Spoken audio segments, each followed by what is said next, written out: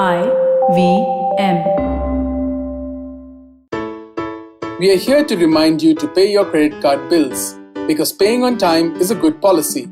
Credit Power Play gives you a chance to win 100% cashback during the first 6 overs of both innings of any IPL match.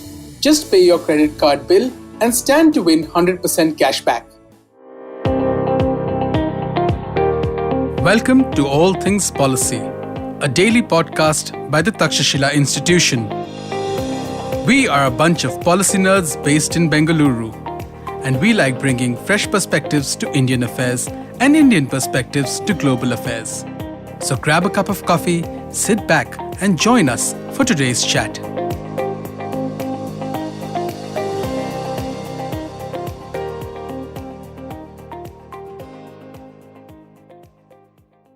Hello and welcome to All Things Policy. We're recording this episode on the 29th of April, 2021. It's an especially difficult time with a surge in infections all across India. I want to thank you, listener, for joining us even in these circumstances, and I hope you're doing all that is needed to cope with this situation. Today's episode is a special one. I'm joined by Dr. Virginie Saliou from Paris. Dr. Saliou is a research professor in geopolitics of maritime spaces at the French Navy School. She has something like 15 years of experience working both in the French government and in academia. She has worked in the Prime Minister's office, in the Ministry of the Armed Forces, at the European Commission, and in academia, all of it in maritime affairs.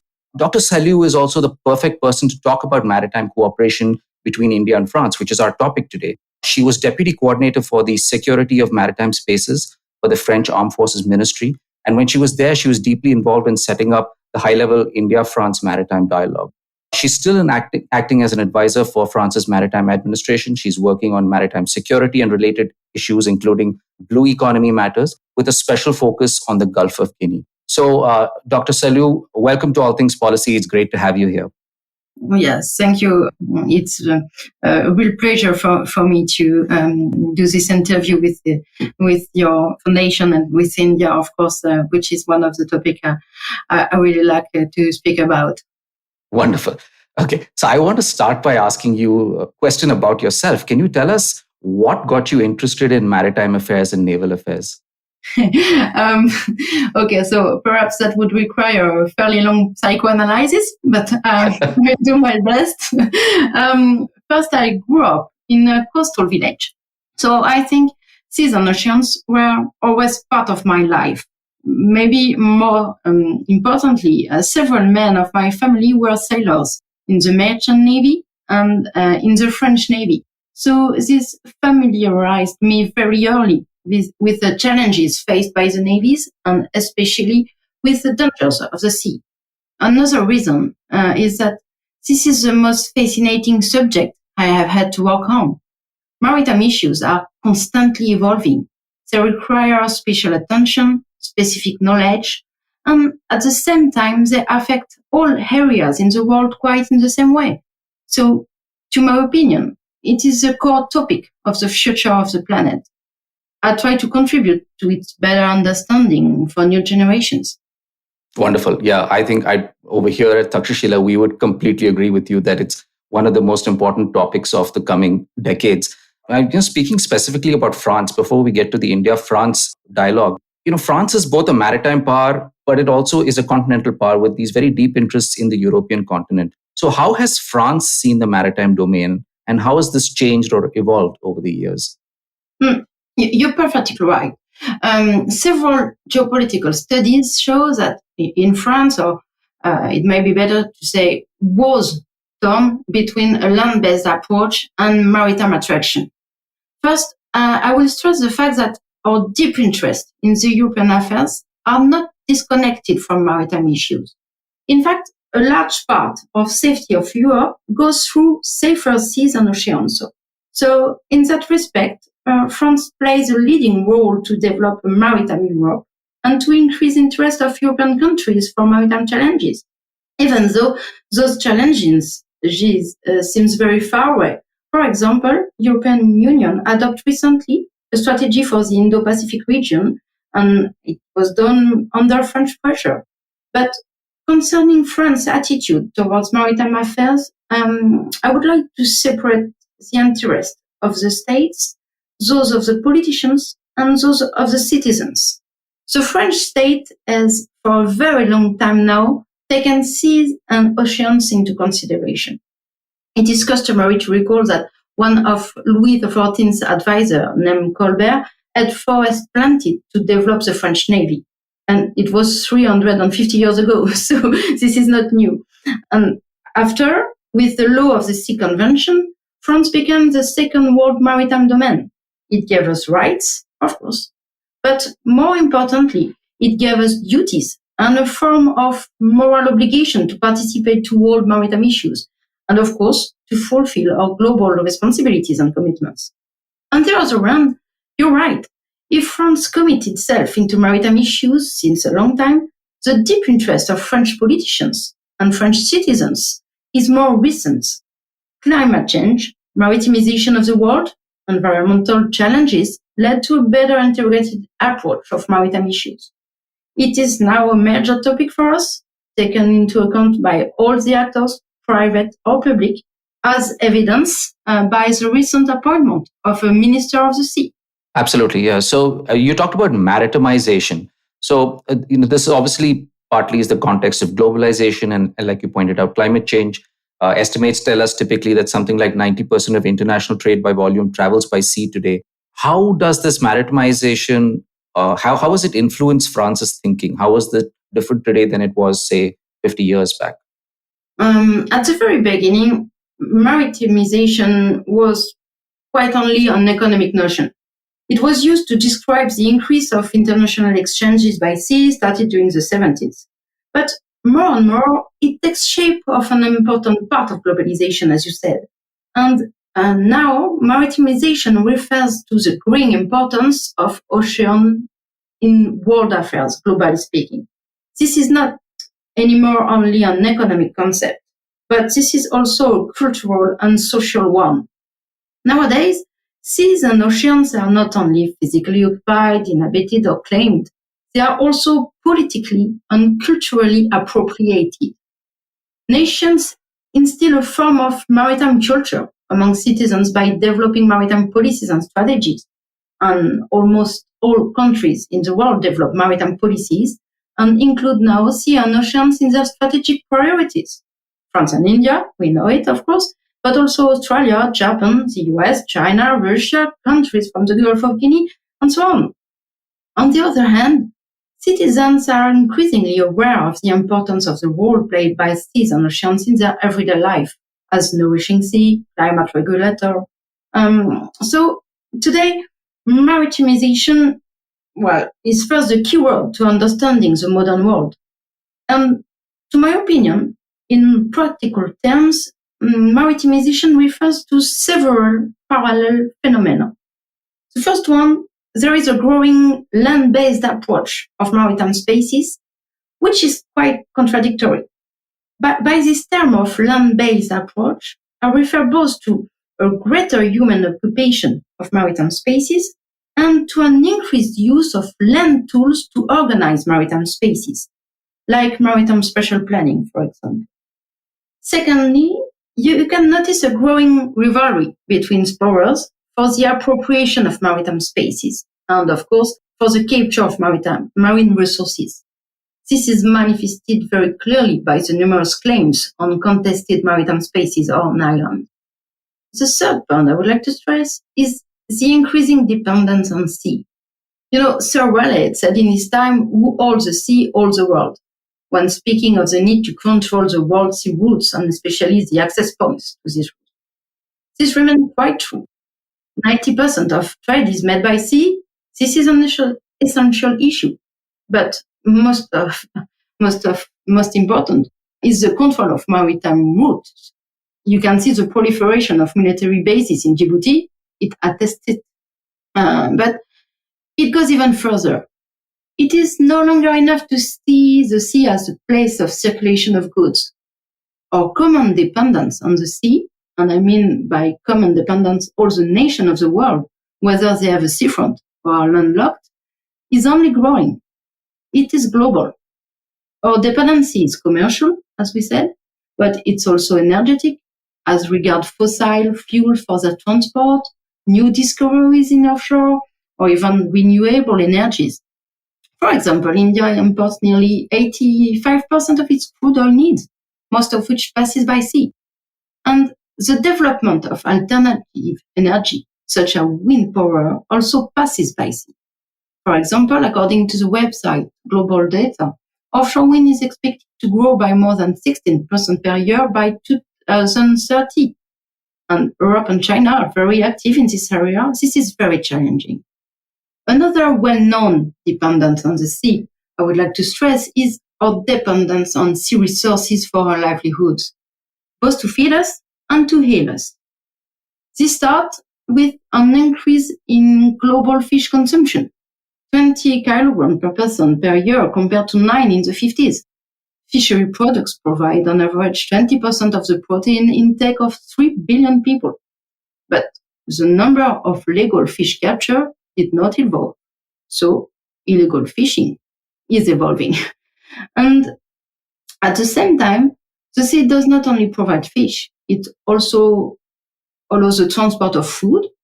Thus, 300 million tons of cereal pass through the world main maritime straits each year. In the field of health, marine resources have considerable potential.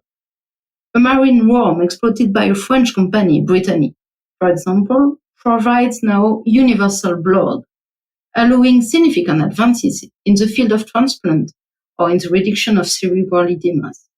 And last but not least, our dependence is communicational. 99% of exchanges are carried out via submarine cables. Their security is an essential stake to maintain a fluidity of the exchanges and a strategic autonomy of the states.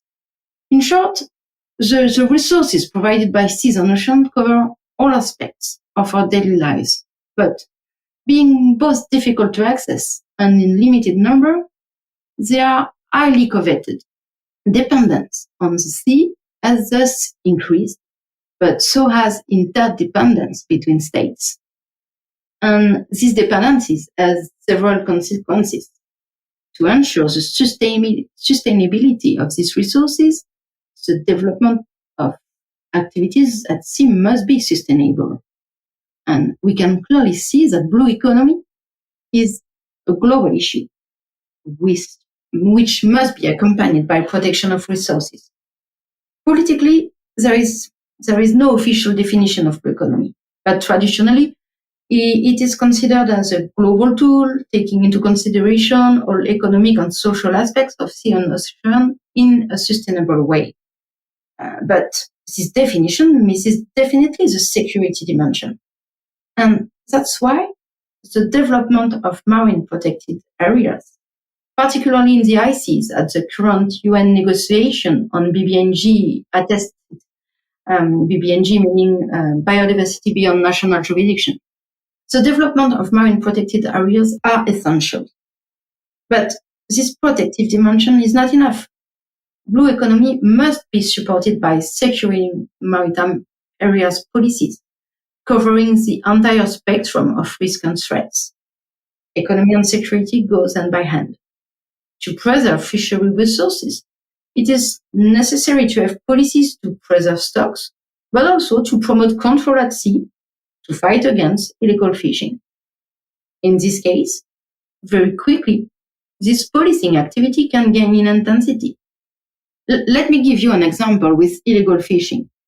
This is normally a non-military activity, but it can quickly increase in intensity with armed illegal fishermen opening fire. This happening in French waters in Guyana, in the Gulf of Guinea, illegal fishing is a major concern. Let me take another example. The increase of interest in offshore oil and gas fields is generating great tensions, leading to an escalation of conflicting postures at sea, bordering on open confrontation. This echoes what is happening between Turkey and Greece in the Med Sea, for example. Last August, maneuvers led to a collision between a Greek frigate and a Turkish one, and situations like this can quickly become very tense. So, what I mean to sum up is that our increased dependence on marine and maritime resources which are not inexhaustible, leads to a tense competition between the main actors at sea, between traffickers and states, or between states themselves. And this results in two main consequences. The majority of states all over the world are developing their capacities to intervene at sea. And this leads to what is called a weaponization of seas. With that come a rise in risk and threats. And what we are seeing now is that the great world powers are measuring themselves far from the media on the oceans. Second consequences, navies are increasingly called upon to deal with issues ranging from low to high intensity, a chance that can be done in a few minutes. And this requires having a flexible system to adapt to all situations. Thanks, Dr. Saliou. You've painted the broader picture for us about how the maritime domain is crucial to our prosperity, security, to ecological protection, and even our own personal well-being. This podcast that we're recording right now is enabled by the fact that we have submarine cables on the seabed right now. So it encompasses all our activities. One interesting point that you made was that, navies and authorities in general are being called on to deal with these sort of combined, or if you will, hybrid threats, everything from low intensity to high intensity. I'm bringing this up because in France, you have this unique model of state, which you call state action at sea. From what I understand, this is both an administrative principle and an organizational principle. Can you tell us a little more about it and how it helps France deal with these complex challenges that we're seeing today? Yeah, sure. It will be my pleasure. So in France, to have the global picture, the state does three main things at sea. Special organization of activities in order to promote maritime economy, police at sea in order to reconcile its activities and to protect them, and finally, maritime defense of the territory, meaning taking into account threats coming from the sea and from very far from the coast, which is called defense in depth, threats that could affect the integrity of the national territory. Almost all French administration contribute to the success of this task under the authority of the Prime Minister, and each with complementary role. As regard to police at sea and maritime defense of the territory, our Navy plays a central role. And the French model for the control and police of activities at sea is quite specific, as you said it. Countries like Portugal, Spain, Ivory Coast, Senegal, Togo have adopted quite similar models. But I must say the French model is undoubtedly one of the oldest and maybe one of the most completed. So to explain what is state action at sea, I will say that there is a central figure in our system, you must know. This is a Maritime Prefect, or Prefect Maritime. It was put in place since Napoleon, but more precisely concerning the current French state action at sea, it was put in place in 1978. And rather than creating a special coast guard, France has chosen a single authority at sea and multi-purpose means coming from various administrations intervening at sea. That means that our system is interministerial, coordinated at central level by the General Secretariat for the Sea under the direct authority of the Prime Minister, and coordinated at local level by the Maritime Prefect.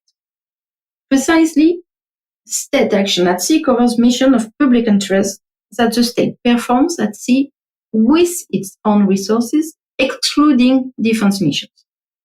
And you're right, this organization is political, administrative, and operational. How does it work?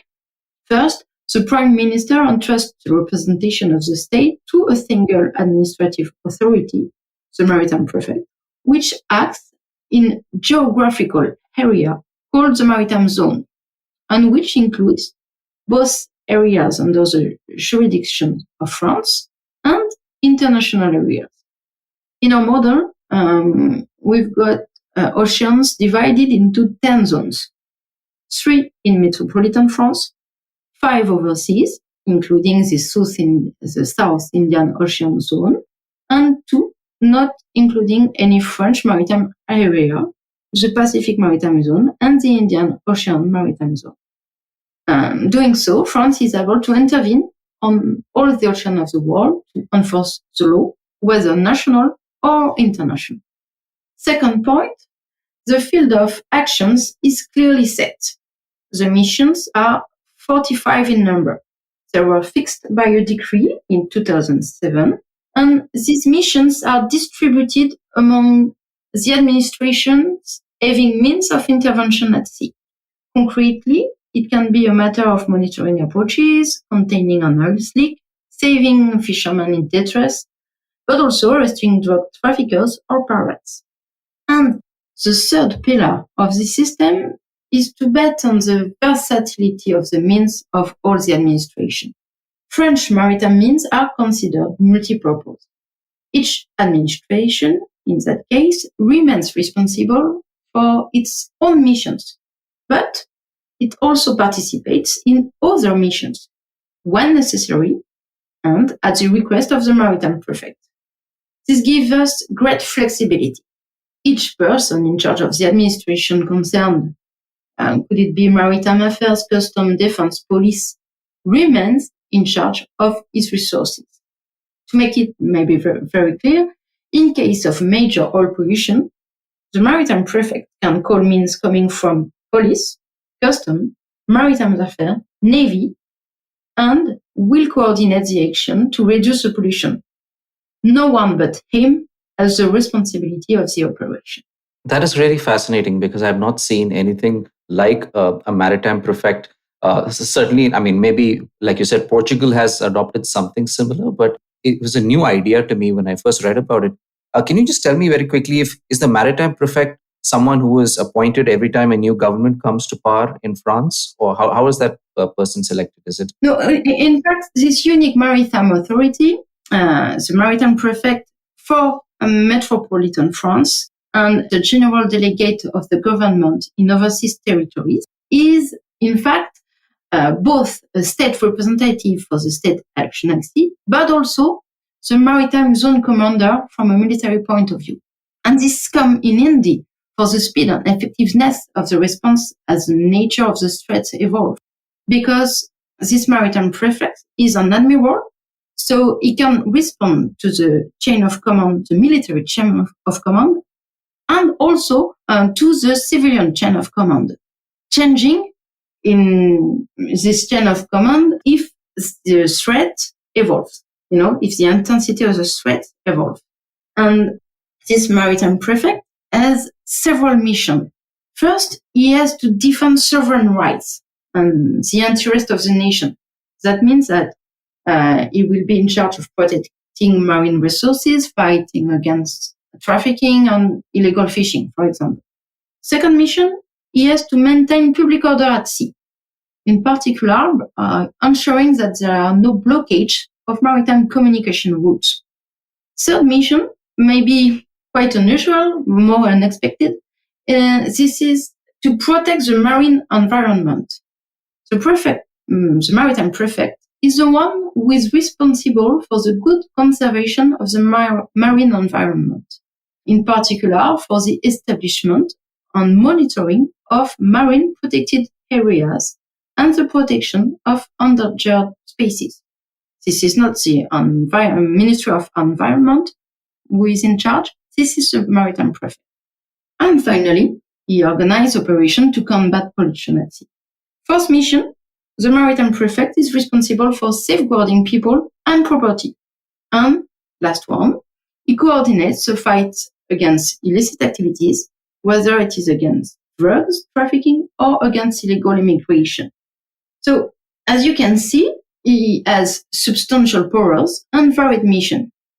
But that doesn't mean that he is acting alone. 17 major French administrations are involved.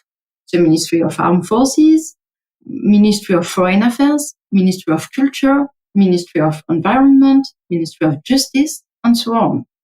And among this administration, our Navy is called upon in 44 of the 45 missions established by the decree. This gives it a significant role. Yeah. So, yeah, it's really fascinating to see how France thinks about maritime affairs in this holistic manner and has an administrative system designed to respond to those complicated issues in that way. But, so now we've set the stage where we've understood a little more about how France looks at maritime issues. So moving on to the Indian Ocean specifically, most observers would not normally think of France as an Indian Ocean power, right? But actually, France has sovereign territory of its own in the Western Indian Ocean, as you pointed out. Can you tell us a little bit about France's presence in the Indian Ocean region and also what are France's aims there? Okay. Well, that France is present in the Indian Ocean is, in fact, hardly surprising. It should be self-evident because France is not only a European country known for its capital city, Paris. It must be seen, to my opinion, first and foremost, as an archipelago. The main island, if I may say so, is indeed located on the European continent, but other parts of the archipelago are scattered on all of the planets. And that's why France is a sovereign nation of the Indo-Pacific region, because half of the French overseas territories are located in the Indian Ocean and in the Pacific Ocean, which represent a total of 1.6 million inhabitants. Well, I know very few compared to India, but still. And more precisely, French territories of the Indian Ocean are located in the west, you said it, with Mayotte, Tromelin, and Parse Island, very close to Madagascar and the Mozambique Channel. In the south, with La Réunion Island. In the far south, if I may say it like this, with the Kerguelen Island, which make us neighbors by sea with Australia. Economies of our main Indian Ocean island generate around 20 billion euro per year. This economy is necessarily linked to the sea, since they are islands. And from an even more maritime point of view, there are 3 million square kilometers of the French EEZ, Economic Exclusive Zone, in the Indian Ocean, and 9 million out of 11 held by our country located in the Indo-Pacific region. So it's a lot, but the French presence does not stop here. We are around 150,000 French nationals around the Indian Ocean, and they can rely on dense diplomatic and military network. Our country has, for example, no less than 25 permanent diplomatic representations around the Indian Ocean. We've got also 8,000 French soldiers spread over this Indo-Pacific area, including 4,100 in the Indian Ocean and located on most of the major strategic routes. Djibouti towards Europe, the United Arab Emirates bases on the Haute route, Mayotte at the gates of the Mozambique Channel, and La Réunion towards Cape Town. Our prepositioned forces are important allies for rapid intervention in the region. And finally, if I wanted to push this metaphor of the archipelago, I will add to our fixed, physical, concrete island or mobile island. We got 28 military assets, including 5 warships, which are permanently based in the Indian Ocean. And this is without counting regular deployments from the mainland, such as the Joan of Arc mission or surveillance missions or participation in naval operations in the region like Atalanta. Our naval presence is strong in the Indian Ocean, but also visible in other parts of the world, in the Med Sea, in the Gulf of Guinea, but also in the Arctic Ocean, for example. So many places where India also has interest.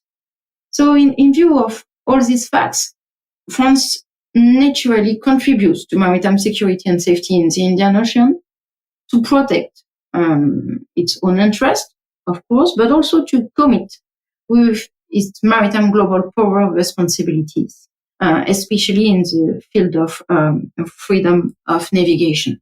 That is so fascinating. I really like your reconceptualizing of France's geography as an archipelago. Yeah, that's very interesting.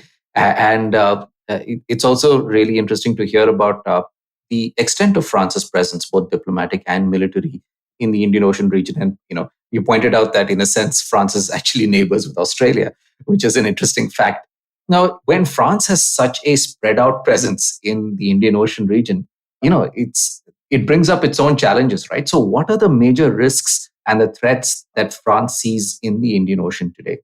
Maybe I don't know for France, but I will tell you what I think we have to face in the Indian Ocean. So to begin, I would say that one of the main threats to a state in the Indian Ocean, but also in other seas, maybe, or ocean of the world, is to fight against attempt on its sovereignty, on its strategic autonomy.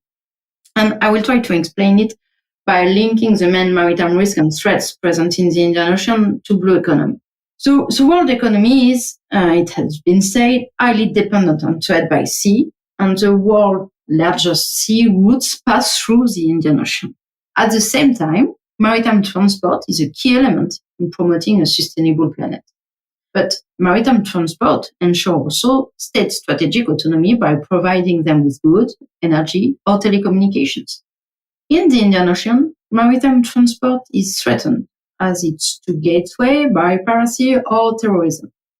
In strategic areas, such as the Strait of Bab el-Mandeb or the Strait of Hormuz, state threats coming from destabilized states increase the risk of disruption to maritime transport.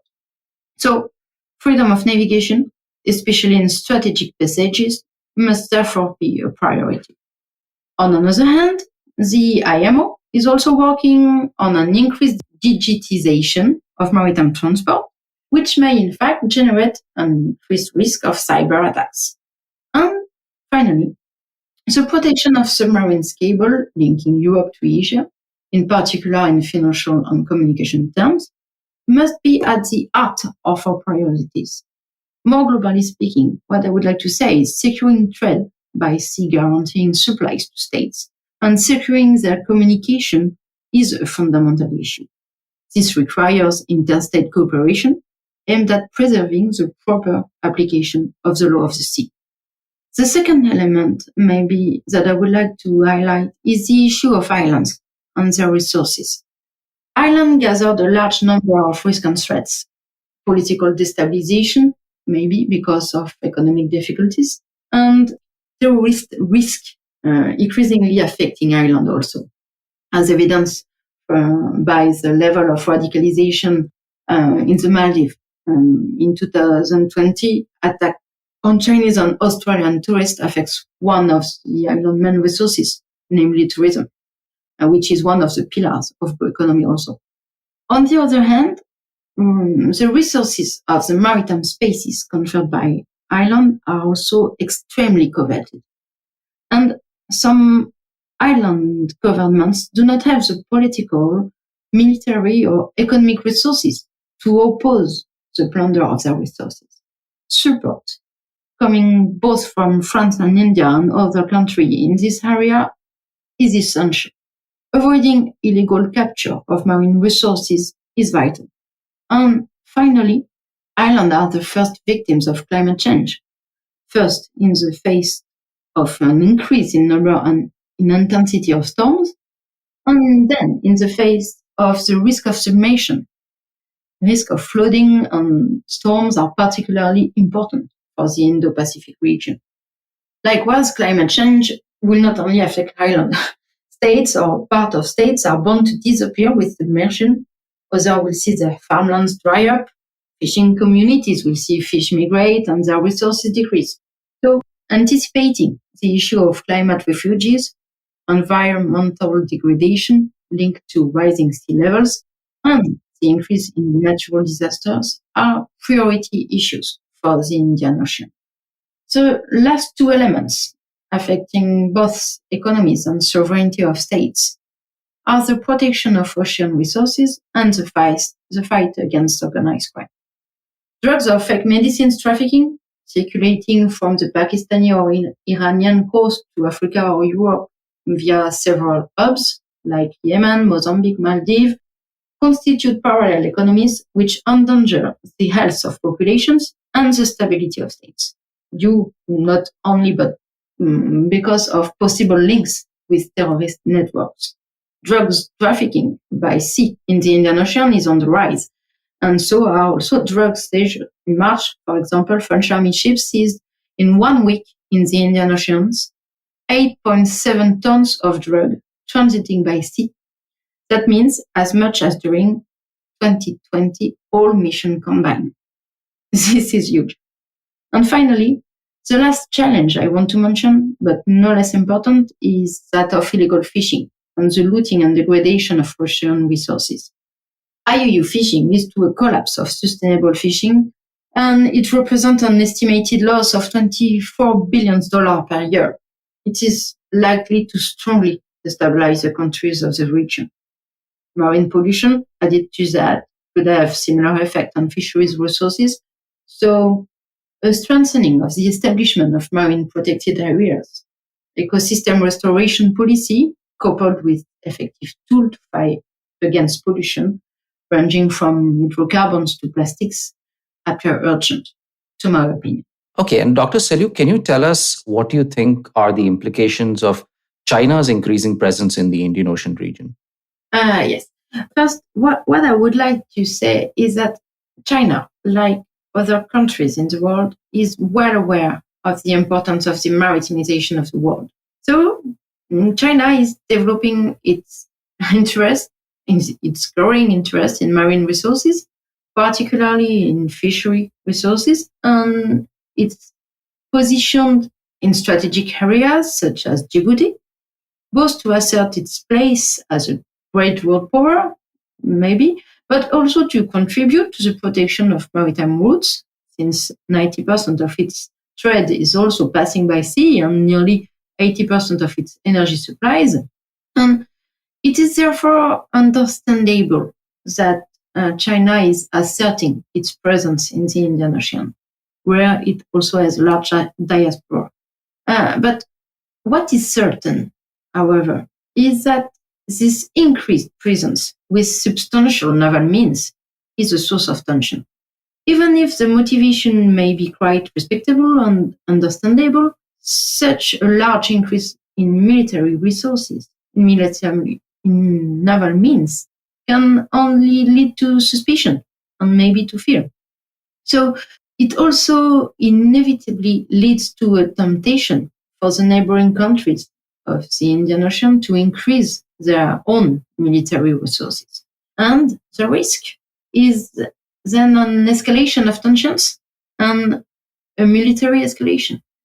It is therefore necessary to maintain a dialogue, I think, that respects international rules. And France, in this context, is very attentive to ensuring that the freedom of the seas and the protection of marine resources are at the heart of everyone's priorities. Thanks. So right now, India and France have already laid the foundation for their maritime cooperation. There's a maritime dialogue on maritime cooperation.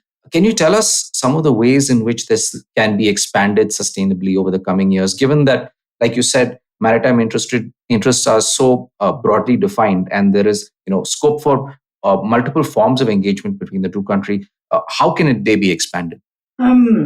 Yes. First, well, as you said, India and France are already cooperating in naval and maritime fields. It started with the establishment of naval cooperation between our navies, performing joint exercises like Varuna, for example, whose 90th edition involving the participation of the French Navy aircraft carrier Charles de Gaulle and its entire carrier strike group just completed.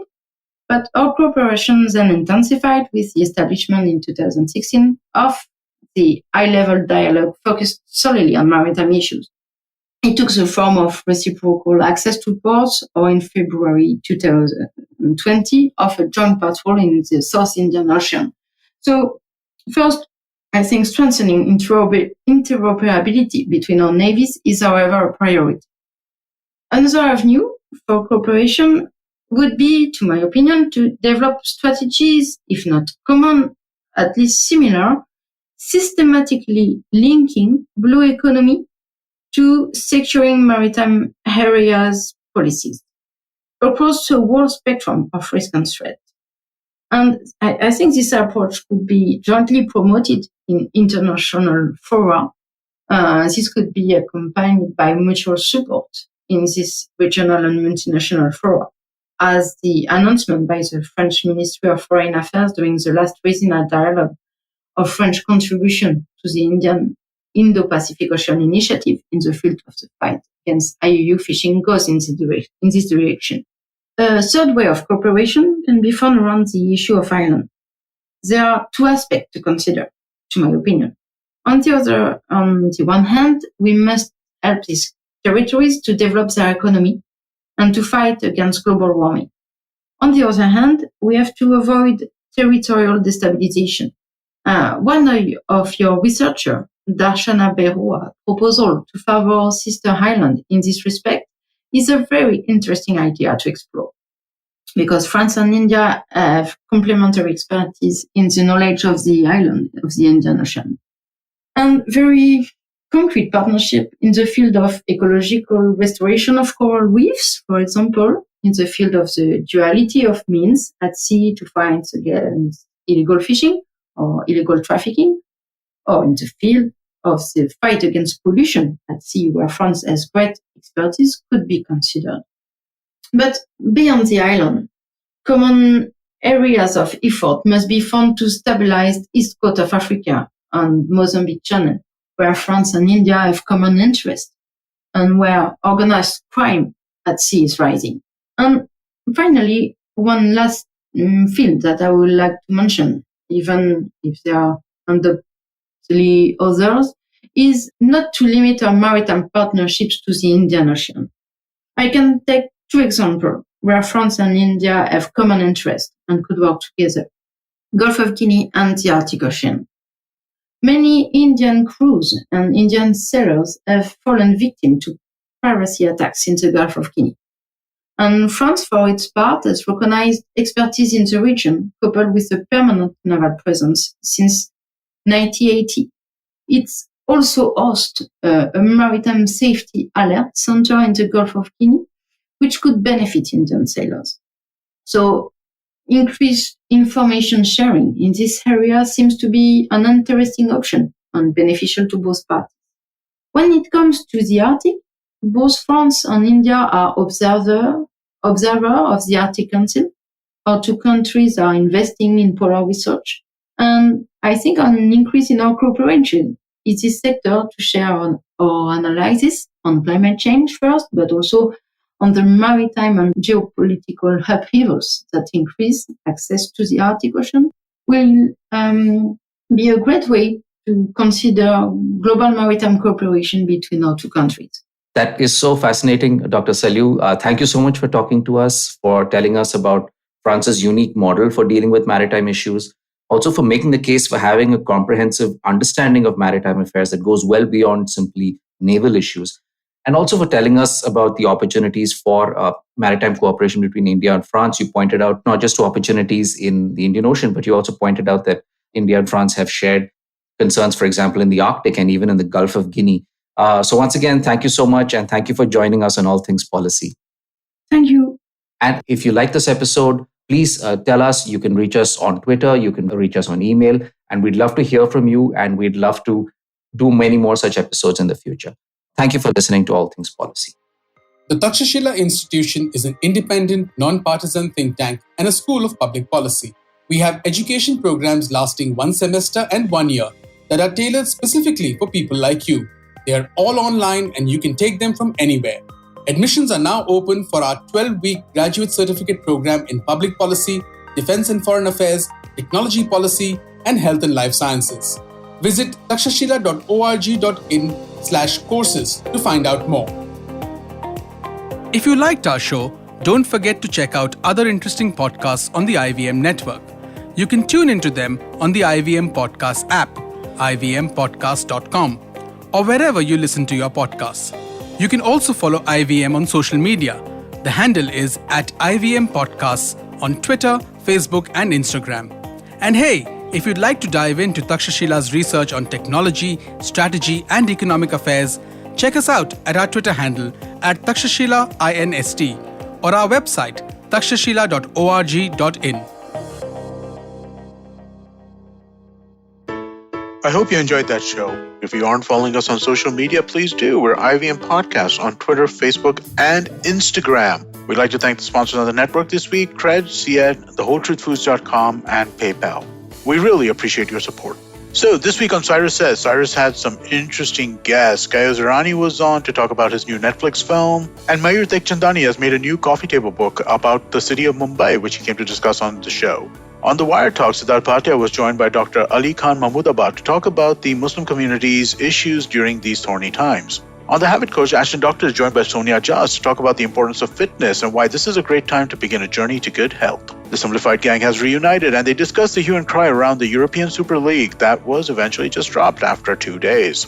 On Shunya One, Shilith and I are talking to Gurubat from PayPal India. We talk about fintech, the future of digital payments, and a whole lot more. Really deep and interesting conversation about PayPal, its plans in India, and what kind of hiring they're looking to do. On the Millennial Athlete, Tanvi and Shlok were joined by sport and performance psychologist Dr. Shri Advani to talk about mental health for young sports stars. And I just want to again mention some of our cricket shows. The IPL season is on and you should definitely check out Edges and Sledges. And we also have a Hindi show called Khel Niti. Do check that out as well. And with that, we hope to see you again next week. Namaskar, dear friends. My name is Ashish Vidyarthi. Life, as you know, is a journey. And you and I, travelers, how can we celebrate this travel? I have a podcast for you, Begin the Journey. I share stories and moments from my life. Do tune in every Monday and Thursday to listen to my podcast on the IVM Podcast website, app, or wherever you get your podcast from. Cheers.